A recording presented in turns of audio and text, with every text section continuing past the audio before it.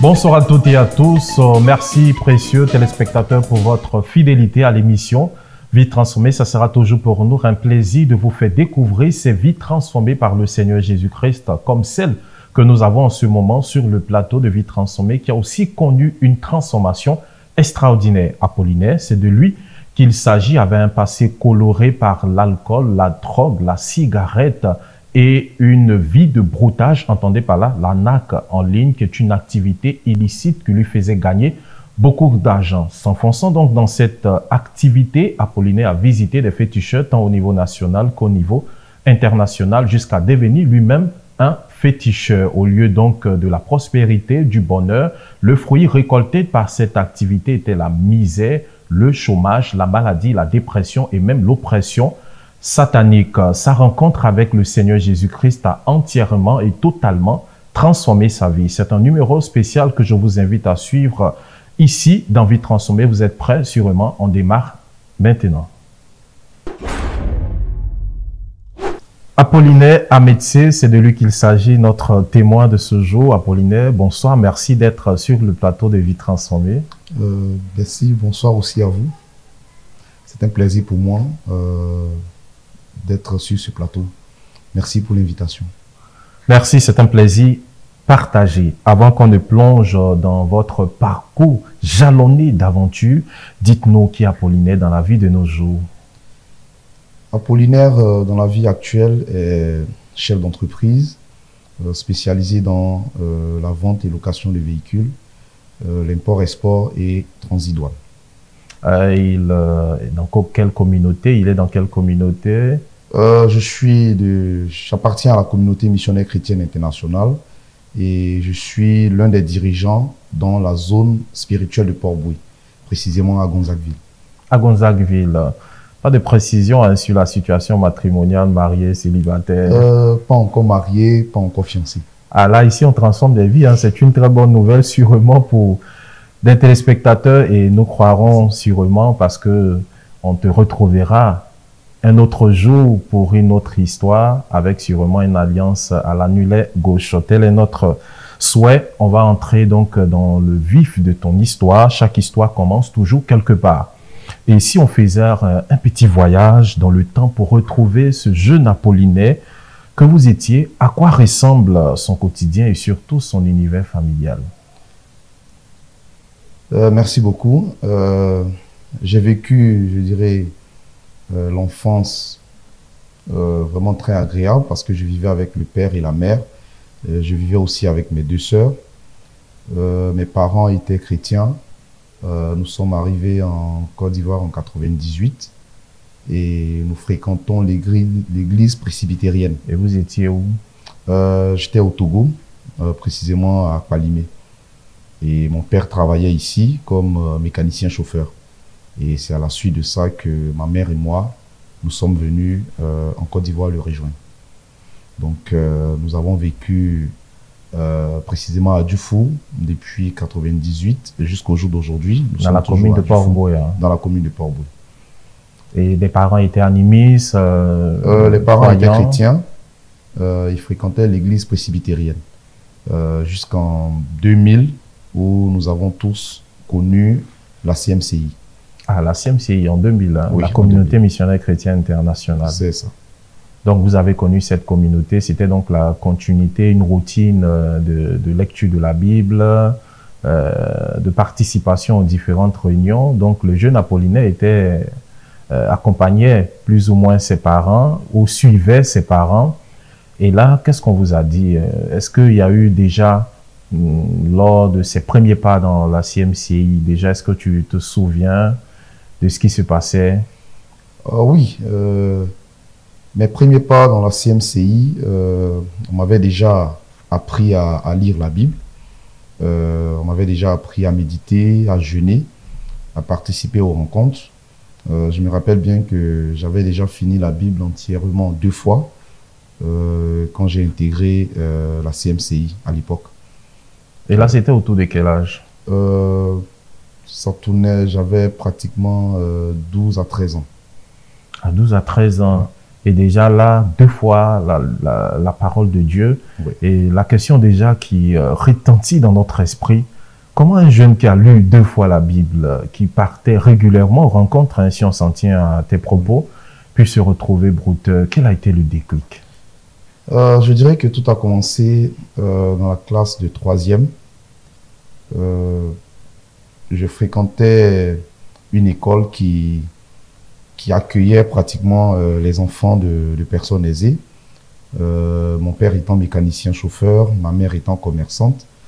Il faisait les efforts pour me permettre au moins de fréquenter une école qui avait quand même, je dirais, une renommée au niveau de l'éducation nationale.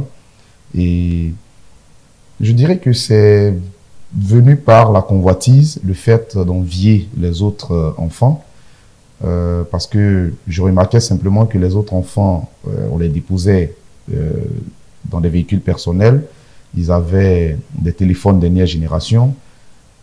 Pratiquement le déjeuner à l'époque, moi je recevais 200 francs pour aller à l'école. Donc quand on sort peut-être à midi pour aller manger, je voyais les autres enfants qui sortaient les gros billets. Donc j'avais eu cette envie de faire comme eux. D'avoir aussi tout ça, d'être déposé en voiture. Voilà, de rouler en voiture, de m'habiller vraiment à la mode, tendance, d'avoir les téléphones Android. Et c'est là que j'ai commencé petit à petit à m'intéresser à ça. Est-ce que tu mettais la pression sur les parents? Je ne mettais pas la pression sur les parents. J'étais du genre, je ne parlais pas ni à mon père ni à ma mère des situations que je traversais. Donc, j'ai resté seul dans mon coin et puis je planifiais simplement, je réfléchissais quel moyen trouver pour aussi avoir aussi de l'argent pour faire comme les autres. Et parmi ces personnes-là, tu avais aussi des amis? Oui, parmi ces personnes, j'avais des amis. J'avais pratiquement 3 amis. L'un, le père était, je crois, à la gendarmerie. L'autre, le père était, je crois, directeur général d'une entreprise. Et le troisième, son père était le directeur de l'établissement. Donc, c'est avec ces derniers qu'on cheminait. Je rappelle que je ne buvais pas à l'époque, je ne fumais pas également. Mais en les côtoyant au fur et à mesure, on avait un langage, c'est-à-dire que si un enfant ne fait pas pareil que les autres, on le traitait de quelqu'un c'est-à-dire qui n'est pas à la mode. Voilà, c'est-à-dire qui ne sait rien, qui est juste quelqu'un qui ne connaît absolument rien de la vie. Donc ces propos à chaque fois, non, tu ne connais rien, bon. Je me sentais un peu frustré. Alors qu'à l'église où l'éducation que tu as reçue ne te permettait pas de faire ces choses. Oui, bien sûr. Et là, tu étais au milieu d'eux, tu te sentais frustré au fur et à mesure. Oui, bien sûr. À l'église, on nous disait il fallait pas boire, il fallait pas fumer, il fallait pas voler, mentir. Il fallait se tenir vraiment très bien pour satisfaire le cœur de Dieu afin de recevoir les bénédictions. Et déjà à l'époque, j'avais déjà compris qu'il y avait le péché volontaire et le péché involontaire. Et que le péché volontaire, vraiment, c'était un péché c'est-à-dire que tu sais que c'est pas bon, mais tu prends la résolution. Tu le fais consciemment. Voilà, tu le fais consciemment. Et dans ce cas de figure, il n'y a pas vraiment de retour possible à Dieu quand tu commets ce genre de péché, puisque la sentence était la mort et la lapidation. Donc c'était des choses que je connaissais bien. Mais je me disais que j'étais jeune. Bon, j'avais pratiquement 12 ans, 13 ans. Donc je me dis que pourquoi ne pas faire ma vie? Et puis bon, quand j'aurai pratiquement tout l'argent, les maisons, les voitures, et puis voilà, je vais me plonger dans la vie chrétienne maintenant comme il fallait. Et comment ta vie va bouleverser? D'abord, quand j'ai commencé l'école primaire, je n'ai jamais échoué. Mon premier, je dirais, l'échec que j'ai rencontré, c'est en classe de seconde. D'abord, la 3e, c'est la grâce de Dieu que j'ai eu le BEPC. parce que mes parents n'y croyaient pas. Parce que en classe de troisième, j'avais commencé à consommer la cigarette, j'avais commencé à consommer l'alcool, j'avais commencé aussi à consommer la drogue. Il ne fallait pas qu'on parte aussi rapidement. Hein. Oui. Nous sommes à l'étape où tu observais, où tu te sentais frustré intérieurement, où il y avait cette guerre dans l'âme, où il y a le message de Dieu qui t'est donné à l'église. Il y a aussi le message donné par tes amis. Tu sentais cette guerre-là. À quel moment donc tu vas basculer et pencher du côté, de façon pratique, hein, du côté de tes amis? J'ai basculé, je dirais, au troisième trimestre. C'est au troisième trimestre que j'ai basculé. Il y a eu un événement à l'école. C'était une fête de réjouissance pour les élèves qui avaient eu l'examen blanc à l'époque. Et pendant cette fête, dans la joie et autres, un des amis m'a tendu, comment on appelle ça, un verre. Je me suis dit que peut-être c'était la sucrerie, mais à ma grande surprise, c'était l'alcool. Mais bon, je me suis rendu compte un peu tard parce que je me suis réveillé dans les toilettes de l'établissement le matin.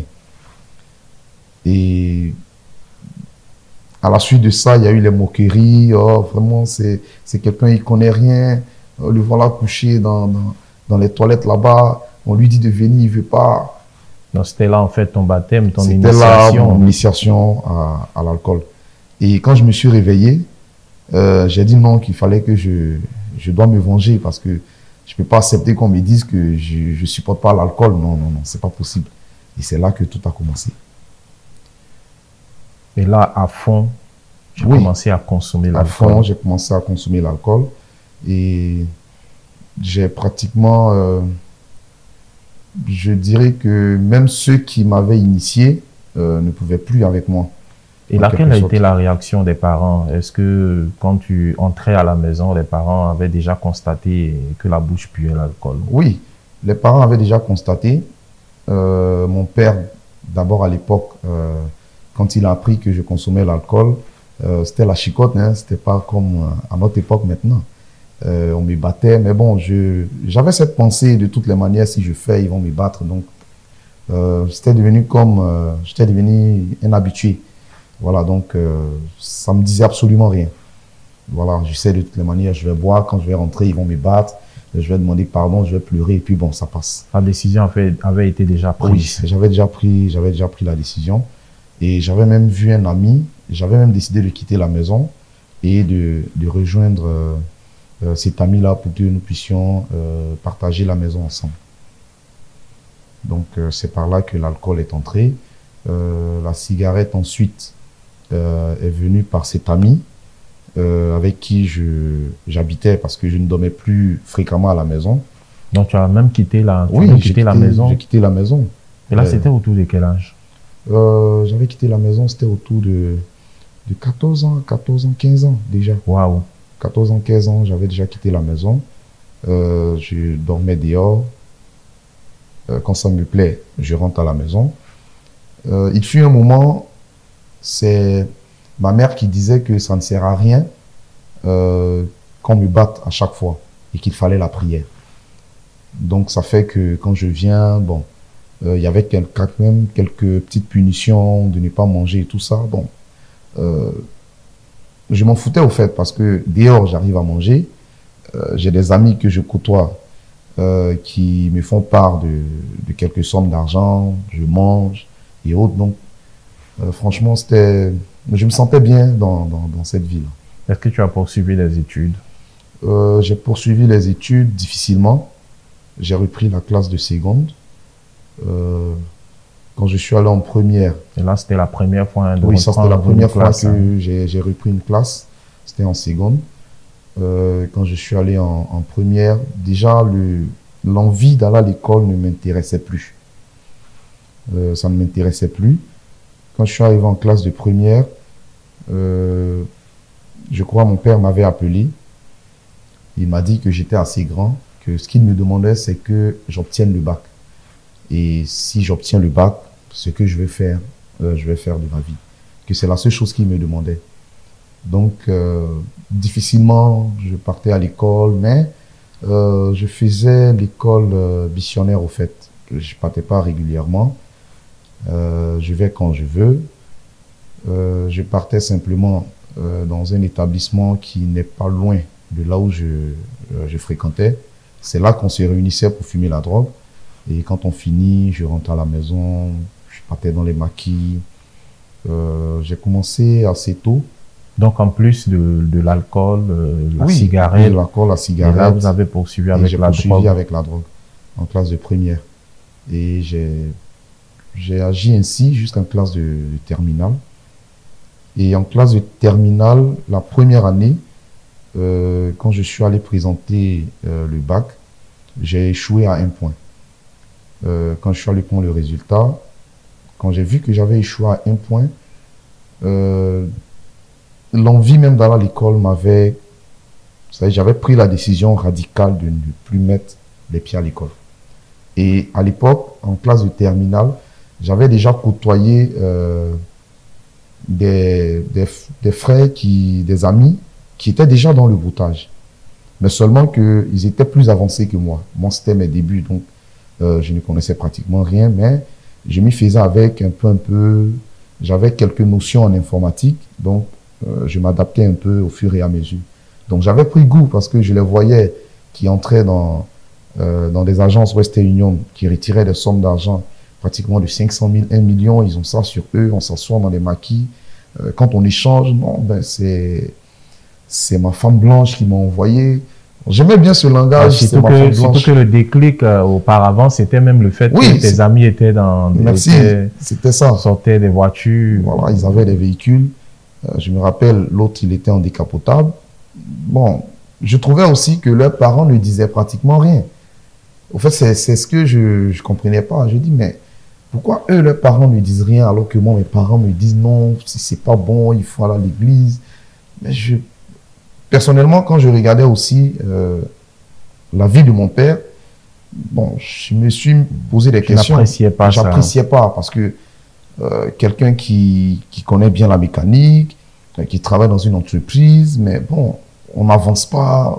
Tu aurais voulu que le père soit dans une voiture, une grosse voiture. Oui, bien sûr. J'aurais aimé qu'il ait sa voiture, qu'il puisse me descendre à l'école.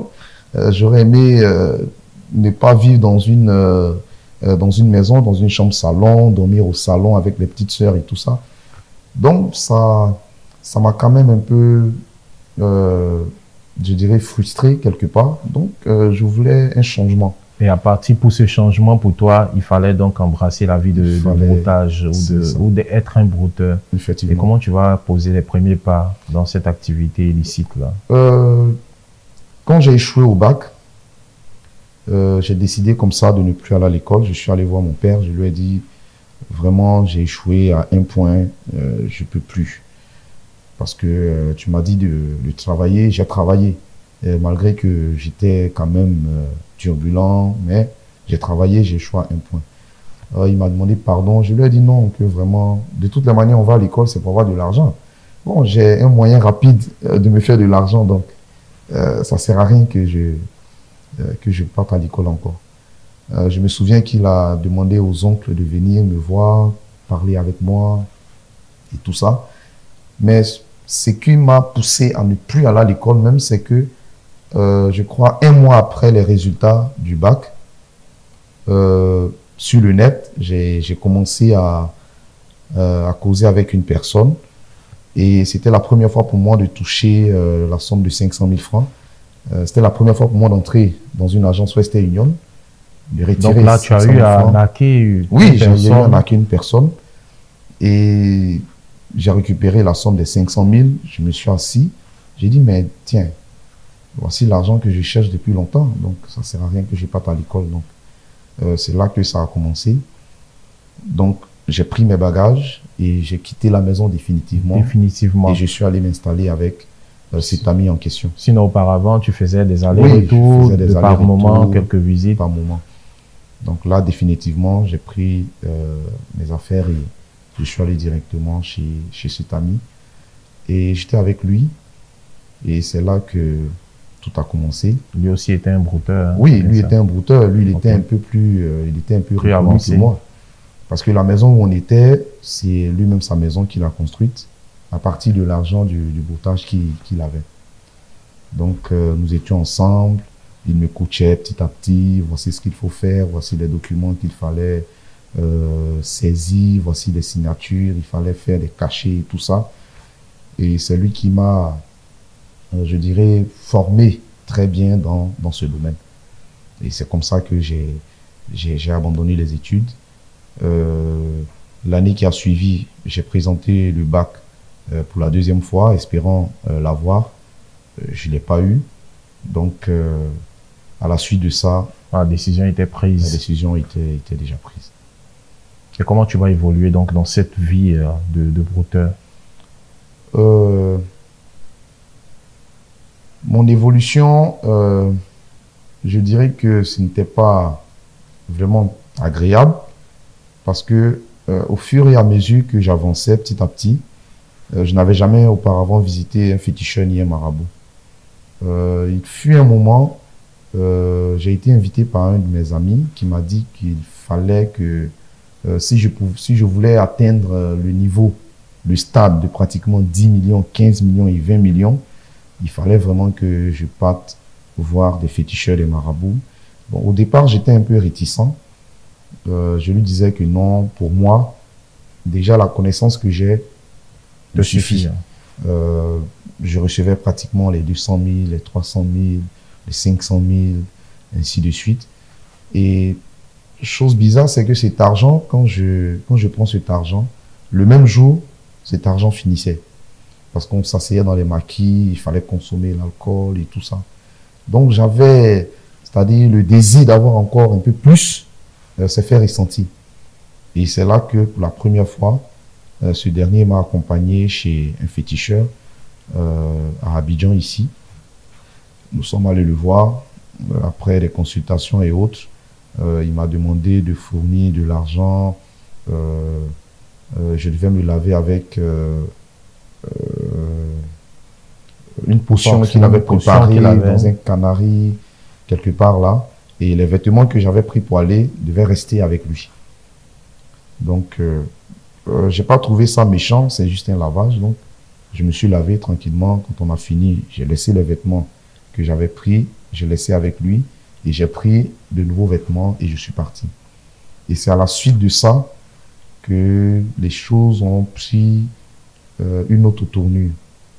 Je pouvais pas faire une semaine sans aller voir ce marabout. Et malgré le fait... ça demande? Oui, parce que chaque semaine, il fallait que je revienne chaque semaine pour honorer l'engagement d'offrir à son fétiche les poulets. Ça a commencé d'abord par les poulets. Donc chaque semaine, chaque vendredi, je devais aller vers lui, offrir des poulets pour son fétiche.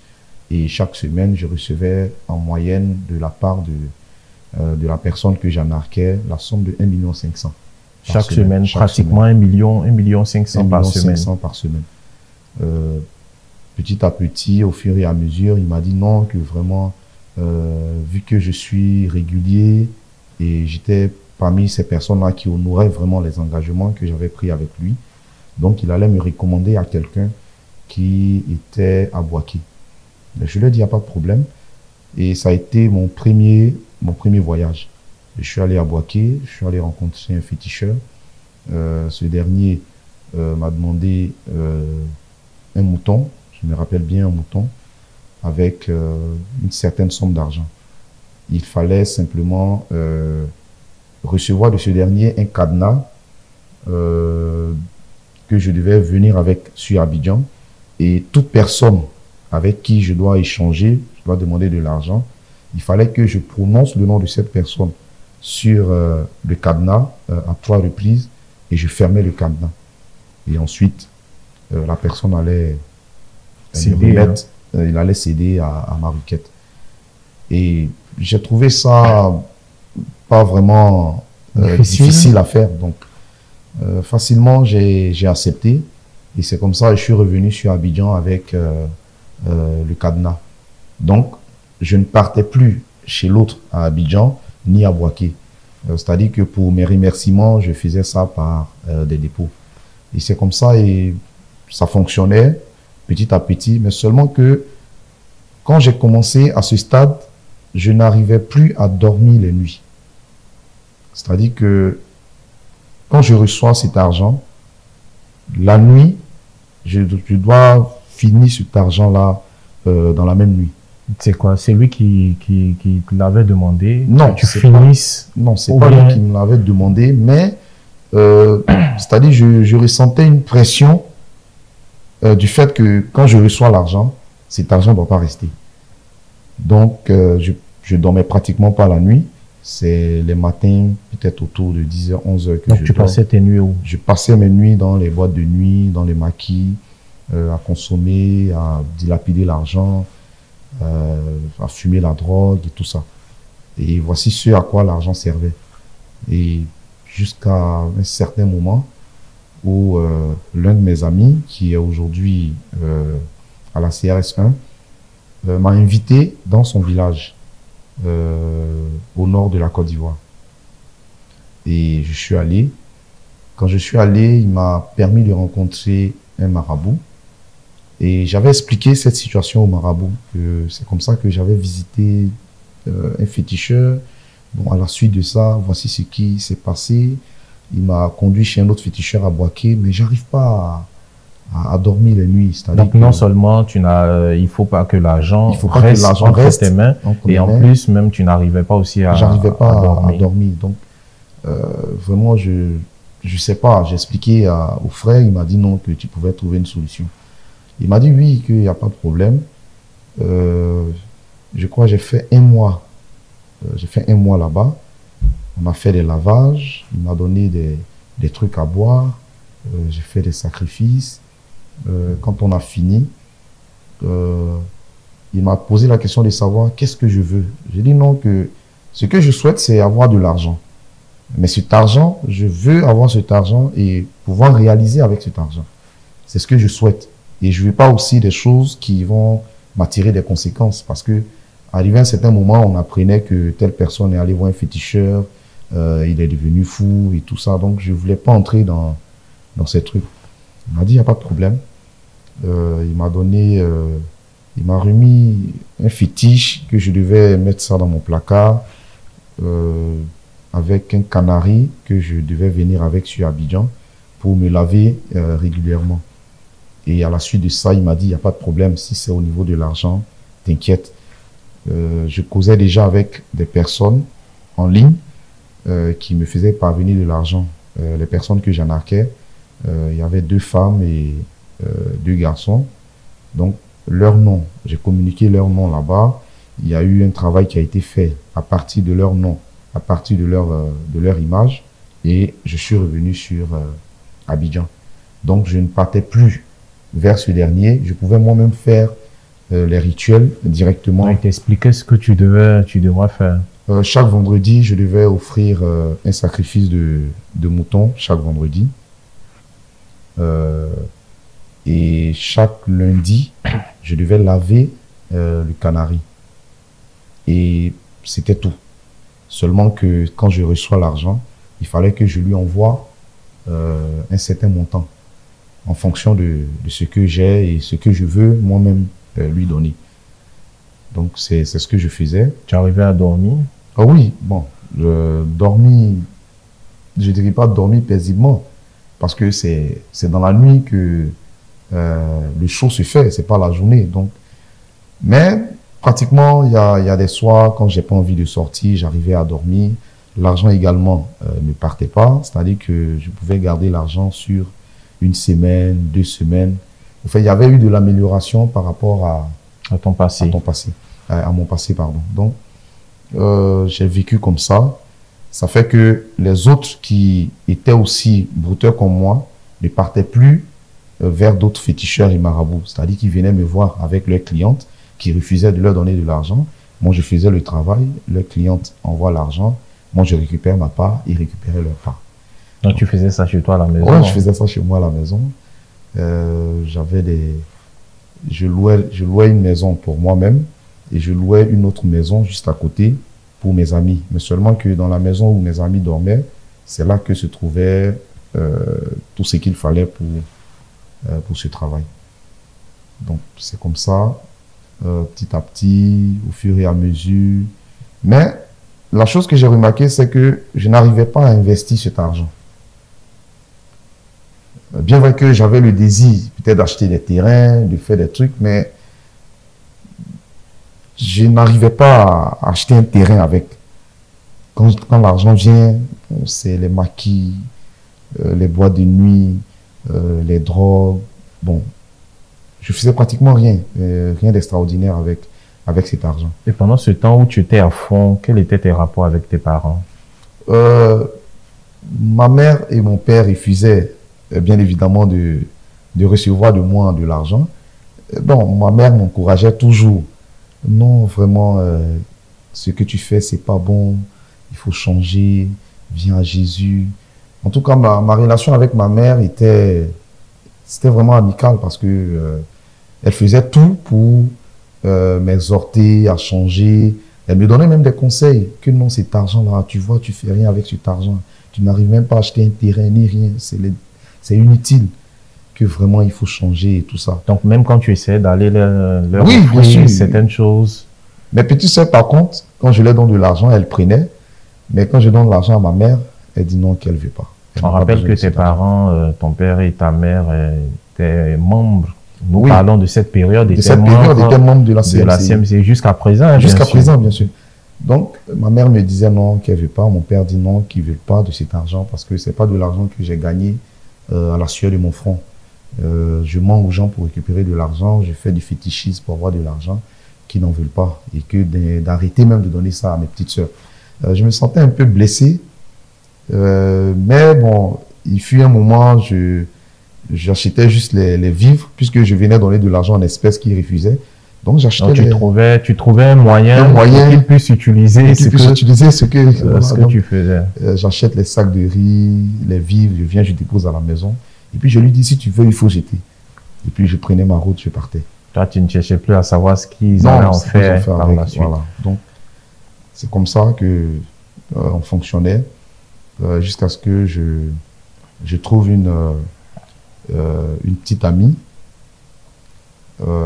avec qui je vivais.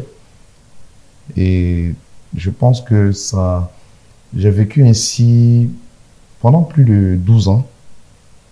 Pendant plus de 12 ans, j'étais brouteur. Pendant plus de 12 ans, je consommais la drogue, l'alcool, la cigarette. J'allais de gauche à droite. Les choses que j'avais reçues de ce féticheur ne me suffisaient pratiquement plus parce que, arrivé à un certain moment, au lieu que les sommes d'argent vont évoluer, ça baissait. Donc, j'ai entendu dire qu'il y avait un féticheur qui venait d'arriver à Abidjan, qui était quitté au Bénin pour venir. Donc, je suis allé vers ce dernier. Nous avons échangé, nous avons causé. Il m'a dit vraiment que cette histoire de broutage, ça c'est que de laisser tomber ça. Qu'il va me mettre en relation avec leur patronne qui est au Bénin. Comme ça, je vais tranquillement, je me prends un canari d'argent tranquillement qui me produit de l'argent.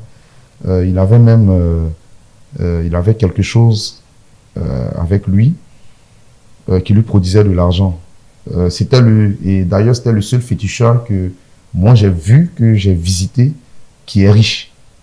Donc, il m'a juste montré comment il avait de l'argent, il récitait les incantations et puis des liasses de billets sortaient. Il dit, voilà, c'est ça que je prends. C'est ce que et là, ça t'a rassuré encore. Donc là, il y a une joie qui m'a animé. J'ai dit, ah ben voilà ce que je recherche. Et c'est comme ça qu'il m'a mis en relation avec cette dernière qui était au Bénin. Mais avant d'aller au Bénin, je suis d'abord allé à Korogo. Je suis allé faire des lavements. Je suis allé me laver là-bas. Je suis allé au Burkina, je crois, une fois. Je suis allé au Mali, une fois. Et l'apothéose, c'était d'aller au Bénin. Donc, tous ces pays, dans le but d'avoir le féticheur qui allait répondre... Qui allait répondre à mon besoin. Parce que le problème, c'est que il arrive un certain moment que les choses que j'avais prises, ça marche peut-être sur 1 mois, 2 mois, 3 mois, mais arrivé à un certain moment, ça n'a plus d'effet, ça n'a plus d'impact. Donc, il fallait vraiment aller encore rechercher, parce qu'il y avait des interdits sur l'utilisation, par exemple, du cadenas et des autres choses que j'avais en main. Mais seulement que je ne devais pas coucher avec une femme et venir les toucher après. Mais il arrivait que quand je finis les rapports avec une femme, quand je viens, bon, dans l'oubli, dans l'alcool, je touchais ces choses. Donc, ça fait que ça créait des dysfonctionnements au niveau des trucs. Donc, il fallait encore repartir. Donc, je faisais ça et j'étais toujours en quête de plus d'argent, plus de puissance, parce que je voulais être grand. Je voulais être grand. C'est vrai que on me connaissait un peu dans Abidjan, mais je voulais que mon nom aille aussi au-delà, à l'extérieur pratiquement. Donc, j'avais commencé à voyager. Donc après le Mali, le Burkina, il fallait maintenant que j'aille au Bénin. Et c'est-à-dire que le Bénin répondait pratiquement à mes attentes. Donc, j'ai causé avec ce dernier. Il m'a remis le numéro de la dame en question qui était au Bénin. Je me rappelle bien que j'étais à la maison aux alentours de 0 heure et c'est là que mon téléphone a sonné. Quand j'ai décroché, c'était cette dame qui m'appelait. Elle me dit qu'elle a reçu mon numéro de la part de son fils qui est en Côte d'Ivoire et qu'elle est présentement, ils sont en réunion. Donc, ce que moi je veux que je dise pour qu'ils puissent préparer déjà tout. Comme ça, quand je viens récupérer et je retourne. Donc, je lui ai dit oui, que vraiment, je veux plus de puissance. Je veux vraiment être riche, être connu partout. Elle m'a dit, il n'y a pas de problème. Seulement qu'elle m'avait demandé une somme. Elle m'avait demandé 1 500 000 pour pouvoir préparer tout. Et comme ça, elle allait m'appeler. Donc, je lui ai dit qu'il n'y a pas de problème, que je vais chercher cet argent et je vais lui revenir. Et c'est à la suite de ça que, je crois 2 jours après, le marabout chez qui j'avais récupéré tout ce qu'il fallait pour moi-même faire mes choses, j'ai appris qu'il est décédé. Celui qui était à Boaké? Non, celui qui était à Korogo. Korogo. C'est là que j'ai appris qu'il est décédé. Korogo, c'est le nord de la Côte d'Ivoire. Et c'est là que j'ai appris qu'il est décédé. Bon. Quand j'ai appris qu'il est décédé, bon, sur le champ, ça m'a pas fait quelque chose parce que je me suis dit, bon, il est décédé. De toutes les manières, tout ce que j'ai, ça peut me permettre de poursuivre les choses. Mais j'ai remarqué que quand il est décédé, toutes les choses se sont écroulées au devant de moi. Et tout ce qu'il t'avait donné tout ce qu'il m'avait donné comme les canaries, les amulettes et tout ça, rien ne marchait. C'est-à-dire toutes ces choses avaient perdu de leur puissance. Bon, j'étais quand même... Là, ça créait un tic. J'étais quand même un peu surpris. Donc, j'ai appelé mon ami, je lui ai dit, mais dis donc, je comprends pas, il est décédé et puis les choses ne marchent plus. Il dit non, il faut qu'on fasse tout pour aller à ses funérailles et puis arriver là-bas, comme il y a son second, et puis on va lui demander et tout ça. Donc, pendant que j'étais en train de planifier le voyage, et c'est là que je suis tombé malade.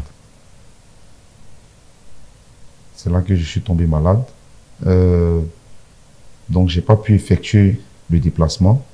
Mais j'ai délégué, comme j'avais des amis, d'aller. Et de là-bas, ils devaient aller directement au Ghana. Et du Ghana, ils revenaient avec des choses que j'avais commandées. Et bon, c'est par la suite de ça que je dirais que quelques temps après que l'évangile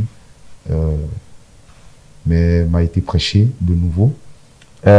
Tu poursuivais, c'est-à-dire tant au niveau du Bénin, oui, et aussi Celui de Korogo, bon, Oui. qui est décédé. Qui est décédé, Oui. où tu as décidé d'envoyer des amis. Oui, j'ai envoyé des amis. Mais qu'en est-il de la féticheuse, hein, du Oui, Bénin? du Est-ce Bénin, elle m'avait puisqu'elle demandé- t'avait demandé 1 500 Oui, elle m'a demandé 1,5 million. Bon, j'avais pas les 1,5 million à ce moment-là. Parce que j'avais déjà honoré des engagements que j'avais pris auprès des autres marabouts que j'avais visités. Parce qu'il fallait que j'honore d'abord l'engagement du mouton chaque vendredi, que je devais sacrifier chaque vendredi. Je devais honorer l'engagement du poulet chez le marabout l'autre. Je devais aussi honorer un engagement que j'avais pris à Boaké et tout ça. Donc, ça fait que pratiquement l'argent que j'avais en réserve était déjà épuisé. Donc, ça fait que j'avais pas les 1,5 million pour remettre à cette dame. Et Donc, toutefois, tu t'es engagé à aller chercher. oui, toutefois, je me suis engagé à aller chercher. Le peu d'argent que j'avais, je l'avais remis à mes amis pour qu'ils aillent à Korogo pour Oui. les obsèques. Et arrivé là-bas, ils devaient récupérer quelque chose pour m'envoyer. Et c'est cette chose qui allait me permettre de relever un peu les activités pour maintenant verser l'argent qu'il fallait à cette dame qui est au Bénin. Une chose est claire, tu n'étais pas prêt pour mettre une pause Non. dans cette affaire. Non. Mais nous ici, nous sommes prêts à mettre une pause. On va prendre une pause et on revient tout à l'heure.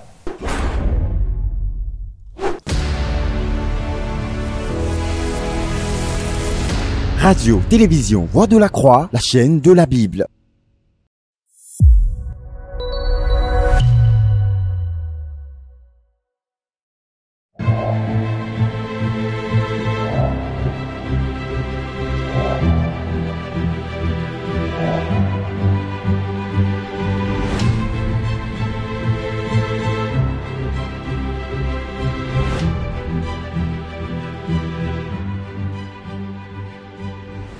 « 50 ans de vision, 50 ans de mission, 50 ans d'impact. Vous êtes chaleureusement conviés à la grande célébration du cinquantenaire du ministère du professeur Zacharias Tanefomoum du 12 au 14 décembre 2025 au Palais des Sports de Yaoundé dès 9h. Au programme, la grande foire du livre, le prix d'excellence Zacharias Tanefomoum, action de grâce à Dieu, prédication de l'évangile, réflexion biographique, grand concert de louanges. Entrée libre et gratuite. Enregistre-toi dès maintenant. Contact 699 49 67 24 ou le 670 65 50 37. Le brisement des liens malsains de famille et autres liens. Un ouvrage de 140 pages écrit par le pasteur Boniface Minier qui vous plonge dans la délivrance de l'emprise de la sorcellerie. Brisement des liens malsains de famille et autres liens, ce sont plusieurs témoignages, enseignements doctrinaux et prières pratiques qui vous feront vivre l'expérience de la délivrance palpable de la sorcellerie et du désenvoûtement. Brisement des liens malsains de famille et autres liens, un best-seller qui a permis à des milliers de personnes dans plusieurs nations d'expérimenter la délivrance authentique des œuvres de Satan. Pour tout besoin ou préoccupation, veuillez contacter par appel ou WhatsApp le numéro suivant, plus 225 07 47 17 24 08. La sorcellerie est une réalité. Il te faut nécessairement cet ouvrage.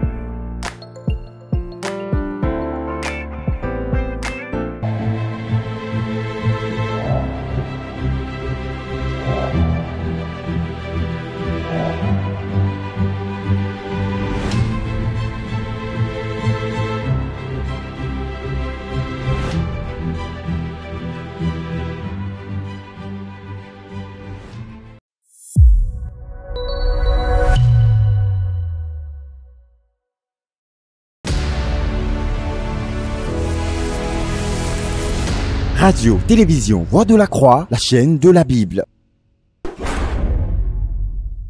De retour donc sur le plateau, Apollinaire Améti est notre témoin de ce jour qui nous a partagé dans cette première partie une histoire avec plusieurs péripéties, avec beaucoup de rebondissements marqués par le fétichisme jusqu'à devenir lui-même un féticheur, mais qui partait de féticheur en féticheur, de féticheur en féticheur à cause des différentes limites que présentaient les fétiches qui lui étaient proposés. Et là, nous allons aborder, Apollinaire, la deuxième partie de ton histoire, de ton témoignage. Je rappelle que là, nous étions en train d'aborder cette partie où tu as envoyé une délégation à Korogo participer aux funérailles de l'un de tes féticheurs, on dira l'un de tes féticheurs parce qu'ils sont nombreux, et qui allait ensuite continuer sur le Ghana. Tout ceci, pendant ce temps, toi, tu allais chercher l'argent pour satisfaire le féticheur au niveau du Bénin. Que s'est-il passé? Parce que là, tu abordais aussi une partie où tu étais tombé malade. Oui, effectivement, je suis tombé malade dans cette période. Et la délégation que j'avais envoyée, normalement à Korogo, devait quitter Korogo après les obsèques et tout ça, revenir et ensuite partir pour le Ghana. Chose que j'ai constatée, c'est que cette délégation, 2 seulement sont revenus et les 2 autres qui étaient mes amis avec qui on collaborait, eux ont continué directement au Ghana. Mais qu'est-ce qu'ils ont eu? Bon, j'ai jamais su jusqu'aujourd'hui ce qu'ils ont eu. Mais les 2 autres n'ont pas donné de leurs nouvelles? Non, les 2 autres n'ont pas donné de leurs nouvelles. Jusqu'au jour où j'ai reçu mon baptême à la CMCI. Et c'est ce jour-là que ces 2 sont revenus. Ah, ils étaient en vie. Ils étaient en vie, mais seulement qu'ils sont pratiquement restés au Ghana jusqu'au jour où j'ai... Je crois qu'une précision à faire, c'est que tu les as envoyés pourquoi au Ghana? Qu'est-ce qui partait faire là-bas? Je les ai envoyés au Ghana. Ils devaient aller récupérer un fétiche pour venir. C'était l'un des fétiches qu'utilisait l'un de mes associés, je dirais, qui aujourd'hui est en Europe. Donc, pendant ce temps, c'est-à-dire que tu étais sur plusieurs fronts. Oui. Il y avait le Ghana, le Bénin et même Korogo. Est-ce que l'objectif a été atteint? L'objectif n'a pas été atteint.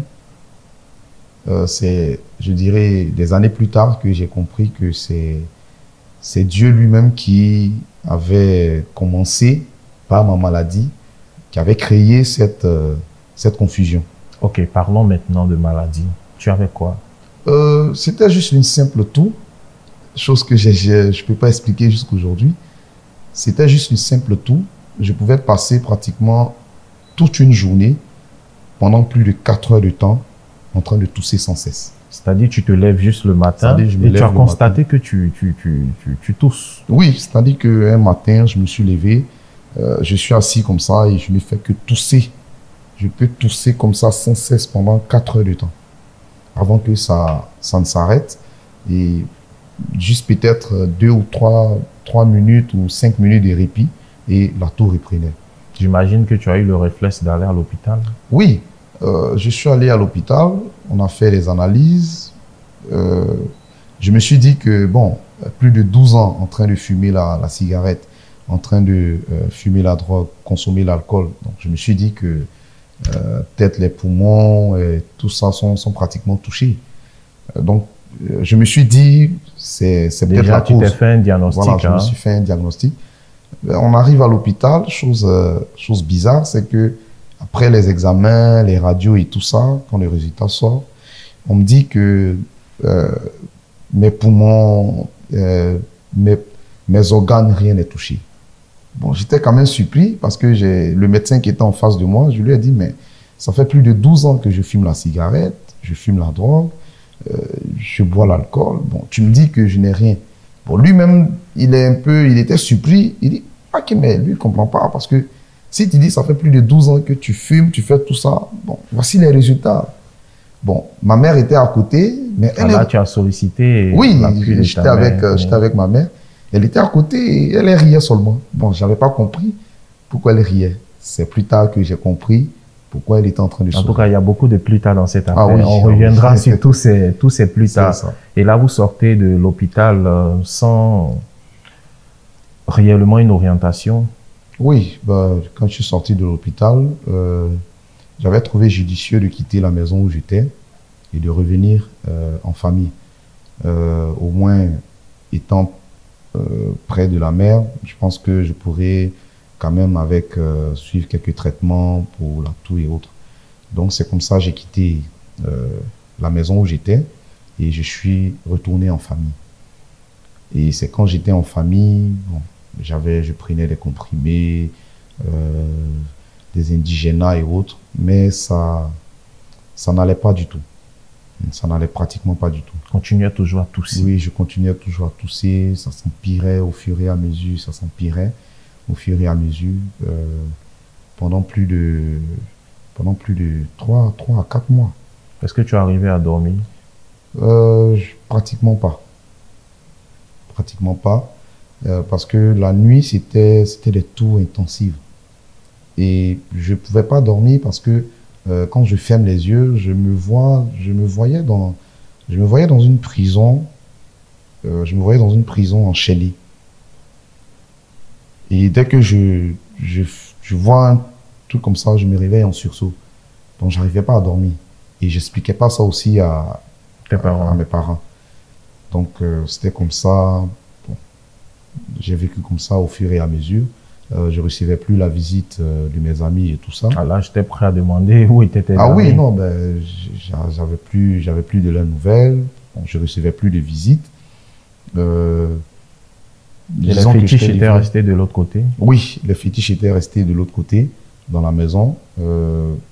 Mon ami qui est aujourd'hui à la CRS1 vivait toujours dans la deuxième maison.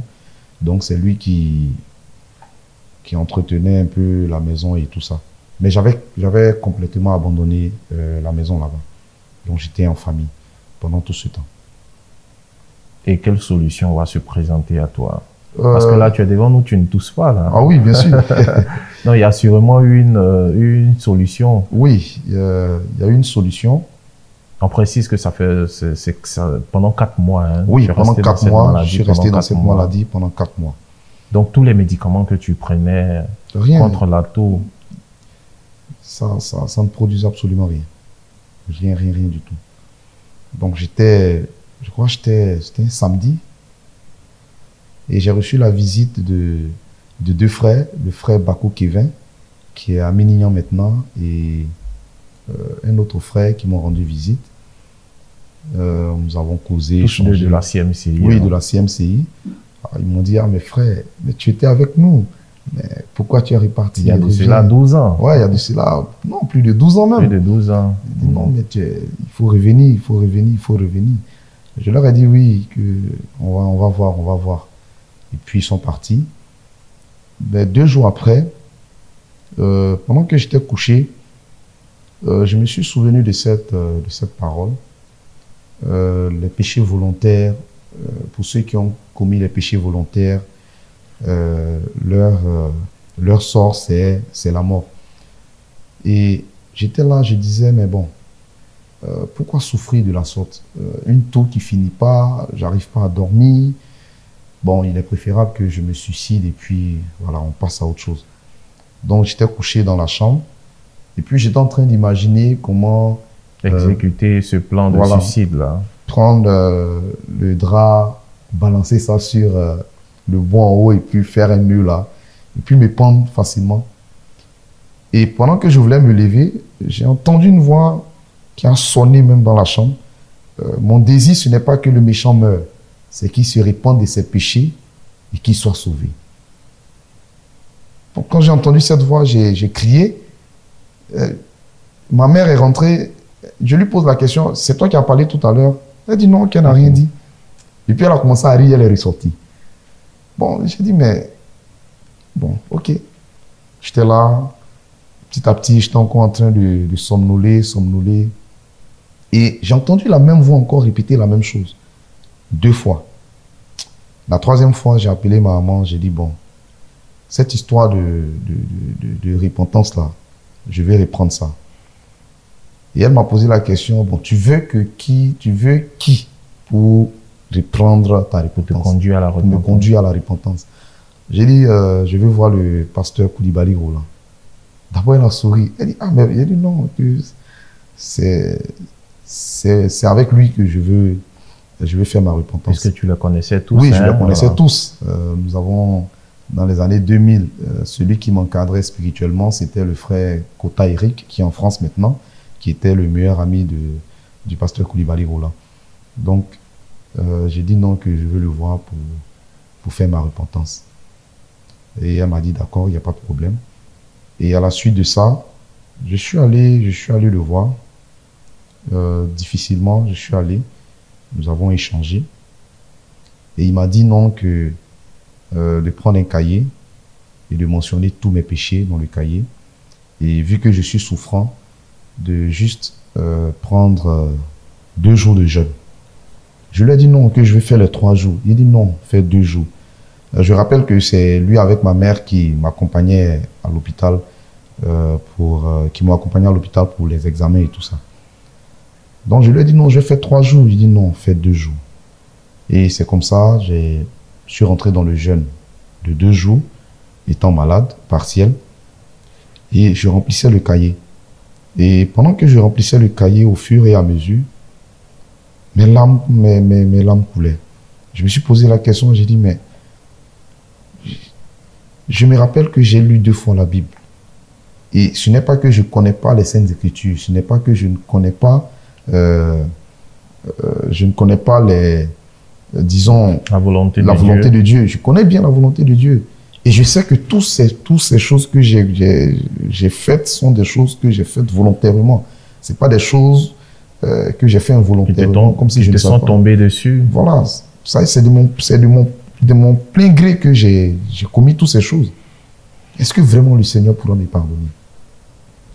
Et pendant que je remplissais le cahier, je disais, Seigneur, pardonne-moi. Je ne recherche pas la guérison.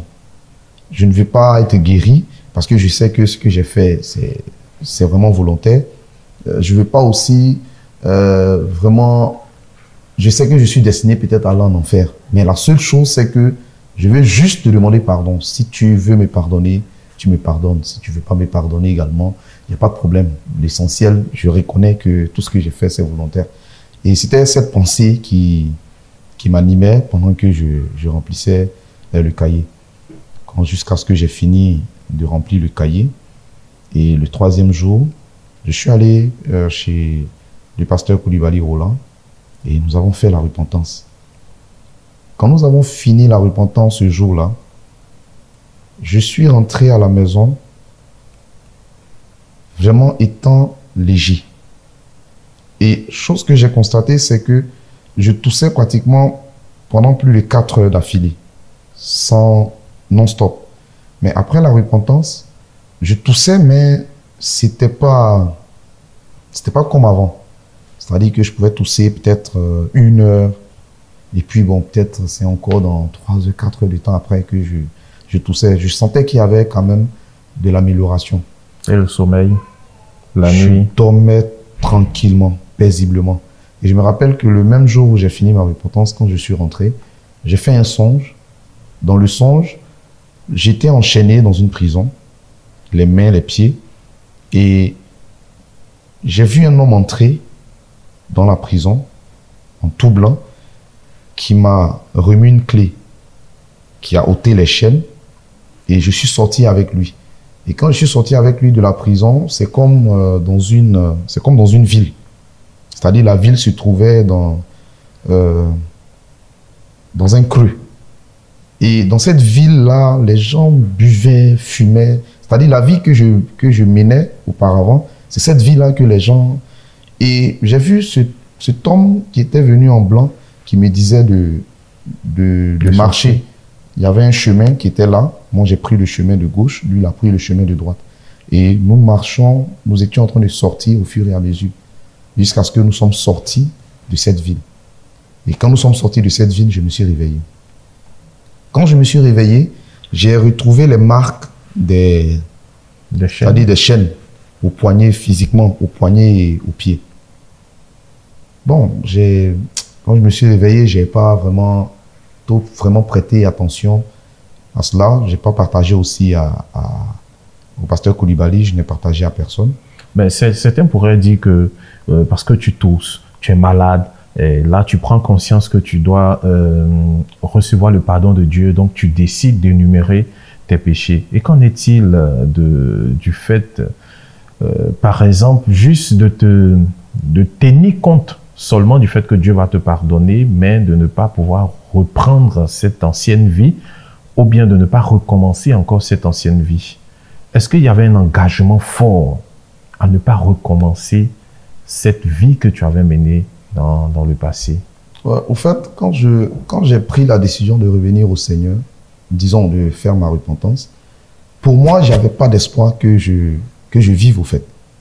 C'est-à-dire pour moi, je faisais la repentance juste pour recevoir le pardon, si Dieu voulait. Si Dieu voulait que je vive, parce que pour moi, la maladie que j'ai, puisque c'est une toux, c'est une simple toux, pour moi, j'étais déjà partant pour la mort. C'est-à-dire qu'il n'y a pas j'avais pas d'espoir de vivre encore.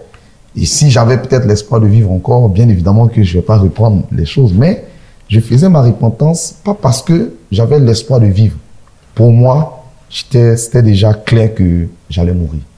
C'est ça. Mais seulement que je voulais partir au moins en faisant au moins la repentance. En essayant au moins d'obtenir le pardon. Tu as demandé de Dieu. Pardon à Dieu pour tous les actes que tu as commis. Et là, tu te répands de tes péchés, tu constates déjà une grande amélioration au niveau de la maladie, mais aussi tu sors d'une prison. Je sors d'une prison. Et que va-t-il se passer par la suite? Le deuxième jour, j'ai fait le même songe, textuellement. Le troisième jour, j'ai également fait le même songe. C'est au troisième jour, c'est là que je me suis assis, j'ai dit, mais tiens, si le Seigneur me dit que son désir, ce n'est pas que le méchant meure, qu'il se répande et qu'il soit sauvé. Et je fais ma repentance, bon, voici un tel songe. On sait que peut-être que je vais vivre, je ne vais pas mourir. Donc, déjà, j'avais dit, mais si tel est le cas, que Dieu me permet c'est-à-dire de vivre et de ne pas mourir, vraiment, je fais la promesse de ne plus jamais retomber dans ce genre de choses. De ne plus retourner, même les anciens amis, les trucs, même la maison même que je vais plus là-bas, j'y reste ici. Et c'est cette décision-là que j'avais prise le troisième jour quand j'ai fait le même songe. Et je crois que c'est 2 jours après que je suis allé aux eaux du baptême. Quand on m'a baptisé, que je suis sorti des eaux du baptême, j'étais tranquille, j'étais joyeux. Et un désir ardent de lire la Bible m'a habité. Quand je suis rentré à la maison, à peine rentré à la maison, je prends la Bible, j'ai commencé à lire à partir de Jean. Je reçois un appel de la délégation que j'avais envoyée, je crois, un an, qui sont allés, qui m'appellent, il me dit qu'ils sont arrivés à Abidjan. Donc cela faisait 1 an que tu n'avais pas de leurs nouvelles. Et le jour où je sors du baptême, je prends ma Bible, je suis en train de lire. Je vois mon téléphone sonne, je ne connais pas le numéro, je décroche. Ils disent qu'ils sont à Abidjan. Ils ont appris que je suis malade, donc ils vont venir me rendre visite. J'ai dit d'accord, il n'y a pas de problème, que je suis à la maison. Donc j'étais là. Quand j'ai fini de lire, je crois, 4 ou 5 chapitres, alors je vois, voici les 2 qui sont venus. On a échangé, on a causé. Alors on se pose la question, quel est le but de leur... Bon, personnellement... Quelles ont été les nouvelles qu'ils ont eu à donner? Bon, quand ils sont venus, je leur ai posé la question, ça va? Ils disent oui, qu'ils ont appris, que vraiment ils sont allés. Vraiment, c'était un peu difficile là-bas. Quand ils sont allés, bon, qu'ils sont allés trouver un féticheur. Bon, vraiment, c'était un peu bizarre.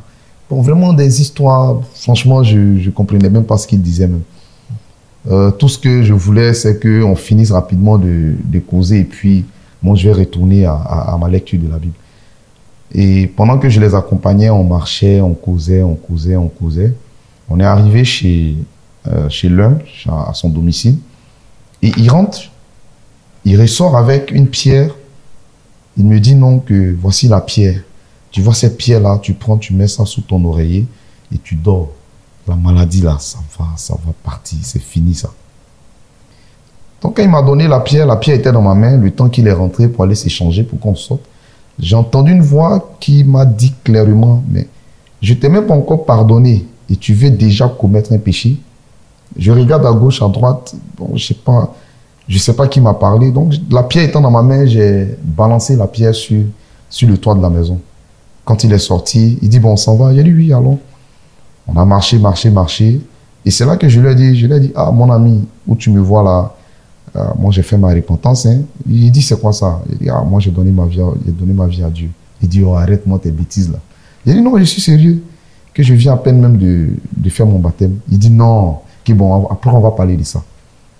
Donc nous sommes allés dans un couloir, d'habitude où on a l'habitude de fumer la drogue. Quand on allait, tous les autres amis étaient là, on s'est salué. Ah mais vraiment, il y a longtemps, on ne te voyait plus. J'ai dit ouais, je suis là. J'étais malade et tout ça. Les gars disent ah mais il y a la place. Donc j'ai dit non, que je vais m'arrêter, c'est mieux. Donc ils étaient en train de préparer la drogue et tout ça. Donc ils étaient en train de fumer. Et pendant qu'ils étaient en train de fumer, les gars disent mais ah, voilà, tu n'as pas tiré un peu. C'est-à-dire mon corps voulait aller tirer, mais je sentais en moi une résistance. Donc j'étais arrêté, j'ai dit non, que ça va. Que j'ai pas besoin de la drogue actuellement. Donc pendant que j'étais arrêté, on causait, parce que j'avais donné d'eau à la voie. Donc j'ai vu que chacun s'élevait là, d'autres coups pour aller comme ça. J'ai dit mais il fuit pourquoi? Je retourne, je regarde derrière, c'était un cargo de la gendarmerie qui avait garé. Il y avait un gendarme qui était descendu. Donc quand j'ai tourné, moi et lui on s'est regardé. Il a juste souri, ils sont remontés dans leur véhicule et puis ils sont partis. Et c'est là que je suis rentré à la maison. Quand je suis rentré à la maison, j'ai fini ma lecture de la Bible et puis je me suis couché. 2 jours après, ces mêmes m'ont appelé. Ils disent qu'ils veulent me faire le compte rendu de leur voyage. Donc, je suis allé, nous étions assis en bordure de la plage. J'ai pris une sucrerie. Et pendant que j'étais en train de boire, ils sont arrivés, ils se sont assis. Et ils ont demandé à ce qu'ils envoient la bière. Une force est entrée en moi, je leur ai dit non, que sur cette table-là, on ne dépose pas de bière. Si vous voulez boire la sucrerie, il n'y a pas de problème, on va boire la sucrerie.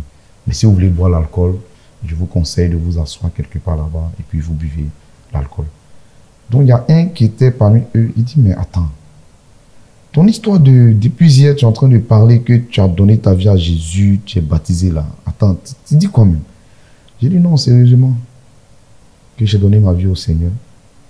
Que même vous me voyez, je suis pas bien portant. Je suis toujours malade, mais j'ai fait l'effort de vraiment ne pas retomber dans ces choses-là. Le gars dit, mais est-ce qu'on envoie? J'ai dit non, ce que vous avez envoyé, si vous voulez garder, vous pouvez garder. Si vous voulez jeter, vous pouvez jeter. Mais personnellement, je ne touche plus à ça. Et on a juste causé et puis je me suis levé puis je suis rentré.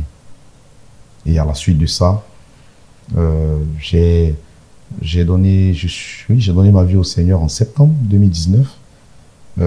Septembre, octobre, novembre, j'ai fait mon brisement de lien. Après le brisement de lien, en novembre, j'avais déjà lu 2 fois le Nouveau Testament. Dans ces 3 mois, j'avais fini aussi la Bible entièrement. Et durant tous ces mois-là, quel était ton état, ta santé? Non, j'étais pas rétabli. C'est-à-dire que je toussais, mais c'était pas pendant les 4 heures de temps. Je passais peut-être 1 heure, 2 heures à tousser. Mais j'avais quand même de l'amélioration. Mais j'étais pas totalement guéri. Et qu'en est-il du brisement des liens? On a parlé de repentance, tu as eu à remplir un cahier, demander pardon à Dieu, tu t'es fait baptiser et par la suite, ça a été le brisement des liens malsains. Oui. Le brisement de liens malsains, j'ai pris un jeûne de 3 jours complets. Après avoir rempli le cahier, les informations, les frères m'ont rendu ministère. C'est un ministère de délivrance. De délivrance. Après le ministère, je crois la même nuit, j'ai fait un songe dans lequel j'ai vu un serpent qui a été taillé en pièces. Un gros serpent.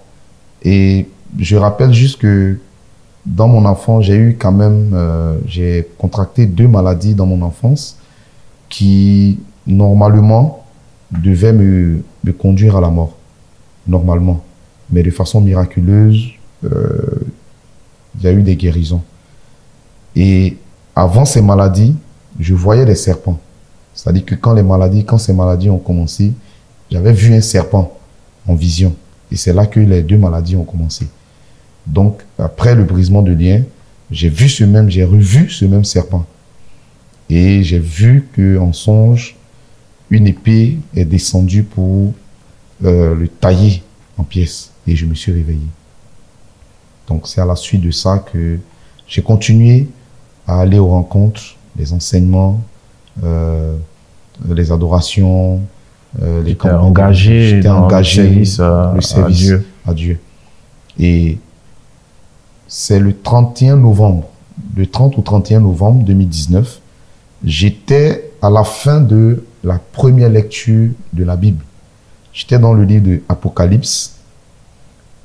Et c'est là que pendant que j'étais en train de lire, et j'ai entendu une voix qui m'a dit, je te pardonne maintenant parce que tu as réjoui mon cœur pendant tous ces 3 mois où tu t'es engagé à me suivre. Et dès l'instant, tu es guéri. Et c'est ce jour-là que la tour a disparu jusqu'aujourd'hui. Donc, l'engagement à suivre véritablement le Seigneur Jésus après une vraie repentance, c'est-à-dire porter les fruits de la vraie repentance, ont permis au Seigneur ou ont emmené le Seigneur à te guérir de façon totale. Mais avec toutes ces visites chez les féticheurs ou autres, quand tu as abandonné, parce que nous entendons plusieurs histoires, il n'y a pas eu un féticheur qui est venu réclamer une chose, il n'y a pas eu des esprits qui ont demandé, exigé que tu leur restitues quelque chose? Non. J'ai pas eu affaire à ce genre de choses. Parce que, en fait, le fait que je revienne au Seigneur a été le fruit d'un travail abattu par ma mère. Et je dis ça toujours aux jeunes frères que je rencontre. Je dis, je rends grâce à Dieu pour la mère que j'ai eue. Parce que ma mère lorsque j'ai commencé à dérailler, elle a commencé à jeûner pour moi personnellement. Elle a fait 7 fois 40 jours complets. Wow. Dans le jeûne et la prière. Juste un seul sujet de prière, que Dieu se souvienne de moi, et que Dieu me pardonne et qu'il me délivre de là où je suis. Donc, ce sont ces 7 jours, ces 7 fois 40 jours complets avec la prière qui ont pratiquement, je dirais, facilité mon retour même au Seigneur. Donc, j'ai pas eu de... ça n'a pas été un véritable combat. Ça n'a pas été un véritable combat. Que tu sortes de ces... Effectivement, c'est-à-dire que ça a été déjà fait. Parce que c'est selon son témoignage, après que je sois revenu au Seigneur, c'est là qu'elle me disait que elle était à la 7e fois du jeûne pendant la prière. Et c'est là que Dieu lui a dit, pour ton fils, je t'ai exaucé, tu peux rester tranquille. Et c'est là qu'elle a arrêté de jeûner pour moi. Donc c'est ce qui a permis, je peux dire que c'est ce qui a facilité un peu les choses. Donc j'ai pas eu de féticheur qui m'a appelé, j'ai pas eu des esprits méchants qui m'ont poursuivi et tout ça. C'est-à-dire que ce sont des choses qui se sont passées de manière tranquille, je vais dire. Le Seigneur a agi. Et là, tu es totalement guéri. Depuis ce jour, à quoi ressemble la vie d'Apollinaire Métier? Ma vie est merveilleuse, hein, je veux dire. Rappelons que tout a commencé par le fait de voir ou d'apprécier certains qui descendaient en voiture, devant l'école, qui avaient des voitures. Et pour toi, là, c'était là le bonheur. Et maintenant, tu as laissé toutes ces choses. Tout d'abord, qu'est-ce que tu retiens? Qu'est-ce que tu retiens de cette vie, avec tous ces fruits récoltés, avec les visites chez les féticheurs? Qu'est-ce que tu retiens? Je retiens simplement que c'est juste une perte de temps. Une perte de temps parce que j'ai pratiquement gaspillé plus de 12 ans de ma vie inutilement. C'est-à-dire à juste tourner en rond. J'ai juste tourné en rond, voulant le bonheur. Je n'ai pas eu le bonheur. J'ai eu simplement que la souffrance. Je n'ai rien réalisé au final. En réalité, même quand tu es arrivé chez les parents dans l'état maladif, tu n'avais plus rien. Ouais, je n'avais plus rien quand je suis arrivé chez les parents. Je suppose qui payaient les médicaments, c'était les parents? Oui, c'était les parents qui payaient les médicaments. Pour confirmer que tu recherchais le bonheur, mais tu ne l'as pas eu. Je n'ai pas eu. Je ne roulais pas en voiture. Malgré le fait que j'ai visité les marabouts et féticheurs. Je ne roulais pas en voiture. Je n'avais pas ma propre voiture à moi. C'est-à-dire que la voiture que je roulais, c'était la voiture des autres brouteurs comme moi. C'est le véhicule que je roulais. J'ai pas acheté de maison, je travaillais pas, j'ai pas eu d'entreprise. Alors que c'était plusieurs millions, hein, pratiquement oui, chaque semaine. Oui, chaque semaine. Mais je n'ai pratiquement rien tiré même de tout ça. Rien. Tu as reçu la parole de Dieu très jeune, tout petit, et là tu t'es dit non, qu'il n'y a pas le vrai bonheur en Jésus. Est-ce que tu confirmes qu'il n'y a pas le vrai bonheur en Jésus après toutes ces années passées là? Non, il y a le vrai bonheur en Jésus. Et là, avec précision, depuis 2019, tu as véritablement, ou tu es retourné au Seigneur Jésus. Et pendant que nous sommes en train d'enregistrer l'émission en 2025, ça fait pratiquement 6 ans. C'est bien ça? Ouais. 6 ans. Qu'est-ce qu'on peut dire de ces 6 années? Ces 6 années, les choses que je recherchais, je les ai déjà. D'abord, au jour d'aujourd'hui, j'ai ma propre entreprise de vente de véhicules et location.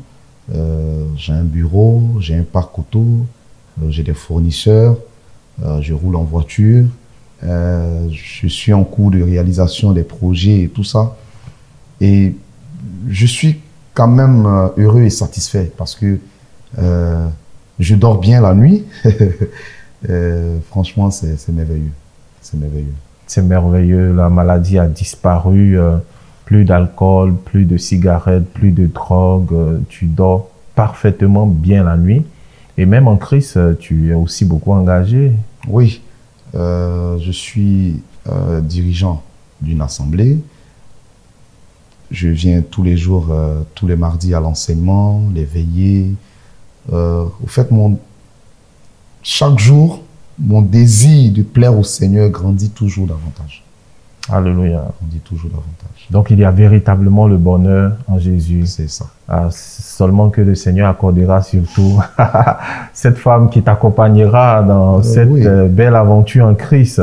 Oui. Et nous croyons ça viendra avec le temps. Et là, nous sommes en train d'aller pratiquement à la fin de notre émission. Tu as deux tableaux, hein, 2 tableaux. Le tableau où tu as servi Satan et le tableau où tu es au service du Seigneur. En comparaison à ces 2 tableaux, qu'est-ce que tu as dit à tous ceux qui nous suivent en ce moment, qui nous écoutent en ce moment? Tout droit, tu regardes la caméra et tu t'adresses à ces personnes. Je dirais simplement que le meilleur service, c'est en Jésus. Le meilleur service, c'est en Jésus. Et il n'y a pratiquement rien dans la vie de débauche. L'alcool, la drogue, la cigarette. Le vrai bonheur, on l'a en Jésus. Tu veux la belle voiture, tu veux les belles maisons, tu veux les réalisations, tout c'est en Jésus.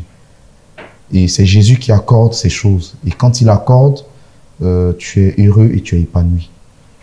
Et si tu es engagé à servir le Seigneur aussi fera beaucoup de choses pour toi.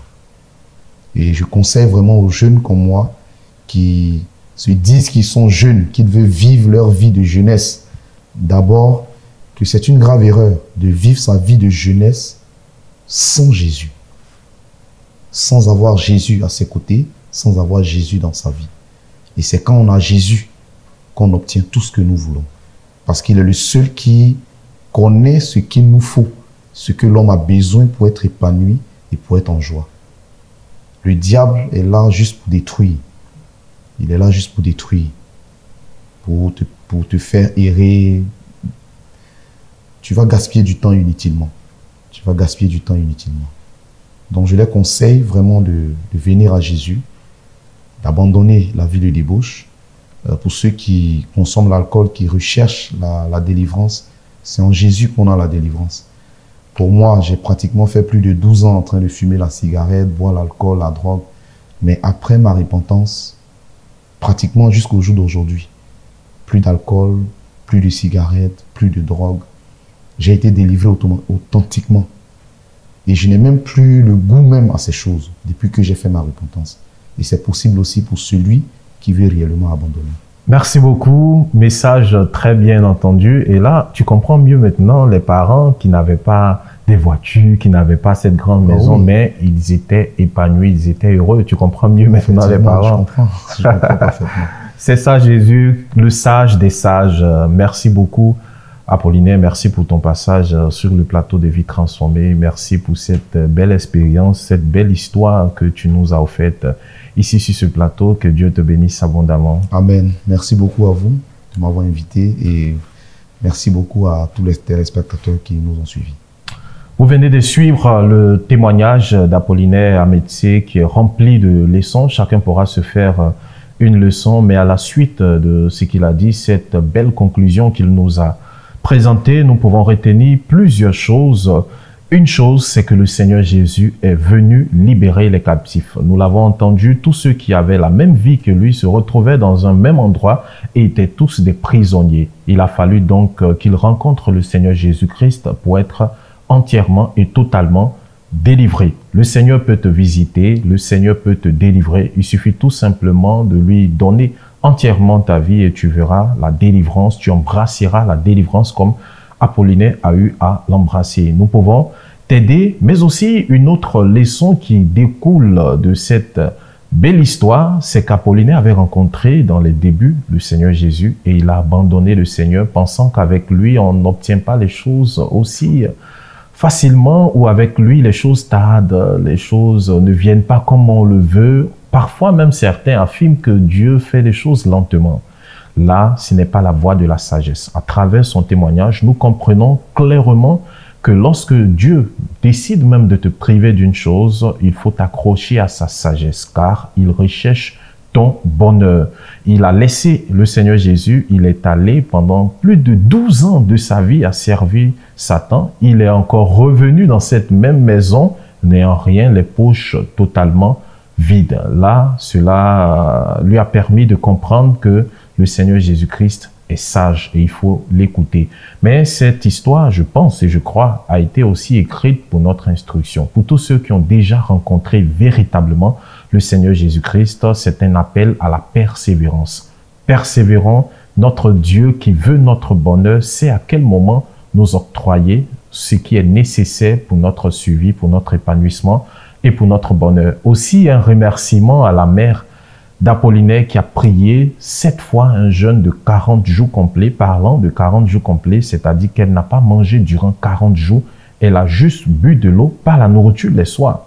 Pendant 40 jours, elle s'est mise donc à prier 7 fois pour son fils, jusqu'à ce que le Seigneur Jésus-Christ intervienne et confirme qu'Apollinaire sera sauvé. Et nous voyons donc le résultat. Cela est aussi un appel à prier pour les membres de nos familles qui ne sont pas sauvés. Il n'y a pas lieu d'être désespéré. Le Seigneur Jésus sauve pourvu qu'on intercède et il agira certainement. Et comme je l'ai dit en début, chacun pourra donc se faire une introduction. Mais pour tous ceux qui n'ont pas encore rencontré le Seigneur Jésus, nous pouvons vous aider. Il suffit tout simplement de nous joindre sur ces différents contacts qui s'affichent au bas de vos écrans. Merci d'avoir suivi Vie Transformée. Très bonne suite des programmes sur la radio-télévision Voix de la Croix. À nous revoir pour un prochain numéro.